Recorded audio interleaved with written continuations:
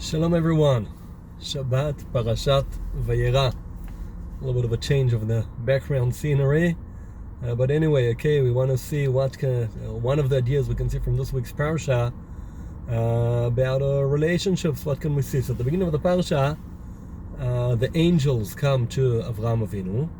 And when the angels buy Avraham Avinu and Sarah, and they tell them that they're going to give birth to a son, and Sarah says, what happens, what Sarah's thinking, okay, but Yitzchak Sarah bekirba, inside her, she doesn't say anything, but these are thoughts.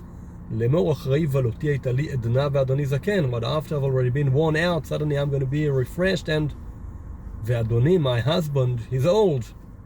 God straight away turns around to Avraham Avinu and says, Vayomer Hashem el Avraham, lama ze tzachaka Sarah lemor, ha'af umnam eled ve'ani zakanti. Why is Sarah saying, what am I going to give birth? And I'm old. But that isn't what she said. She said that Avraham is old. She didn't say that she is old. What, is God inaccurate? Is God not telling us the truth?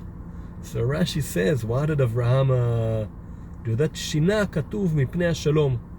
Sherei amra ve'adoni zaken. Rashi says, God changed. Shina katuv. Katuv is obviously referring to God. Mipnei hashalom, in order to make peace. Now I want to ask you, okay, obviously none of us who've never met Avraham Avinu, but we know Avraham Avinu was a ish chesed and he took care of everyone. What would have happened if God would have told Avraham the truth? That Sarah said that she's surprised that she can give birth. She knows, she already saw, according to the Mefarshim, she already realized that she's returned to fertility. Okay, but Avraham, he's old. Was Avraham old? 99 years old. That's old. Even in those days, it's already considered old. Is Avraham offended by being old? Is there something negative about being old? He's old. He's 99 years old. What do you want to do about it? She's not saying anything bad about him. She's not offending him. So why does God have to change? What would Avraham do? Avraham would hear Sarah said she's old. Wow, what did you do? Throw something at her? No, it's Avraham Avinu. That wouldn't happen. That wouldn't happen. That isn't the way Avraham Avinu acts.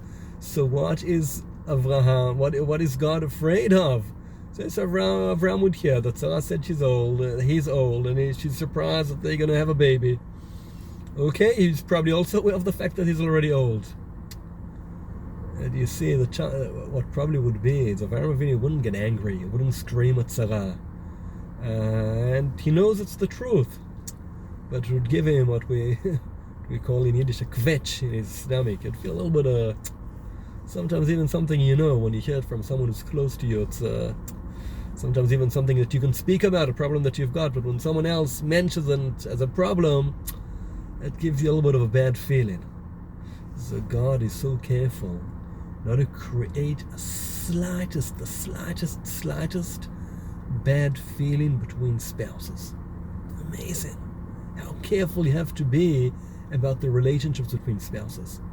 Not to create the slightest bad feeling. Now that's God, he's a kind of third party, and he knows what Sarah thought, and the Torah shows us that God is saying something which is inaccurate, just in order to avoid some kind of bad feeling by Avraham Avinu. We need to learn a lot from that. We need to learn how so careful we need to be with a situation like that. We see how careful God is here with Avraham. Obviously, way more than that, we need to be careful when we speak into our spouses not to say something that could cause them a little bit of even if it's something that they mention, that they have a certain problem, and they challenged by something, or something's disturbing them in their own behavior, we can never mention it as something negative. Because it causes a bad feeling, and you need to be careful. And when a couple gets married, it means that now they want to be able to rely on each other, to know that our spouse, that's my safe spot in life. That's a place in life, that's a person in life that I know they're always there for me. They'll never harm me. I don't need to be on guard from them. I don't need to hide myself. If I'm going through some kind of issue, I'm challenged by something, I don't need to hide it from them. Okay, that's Baruch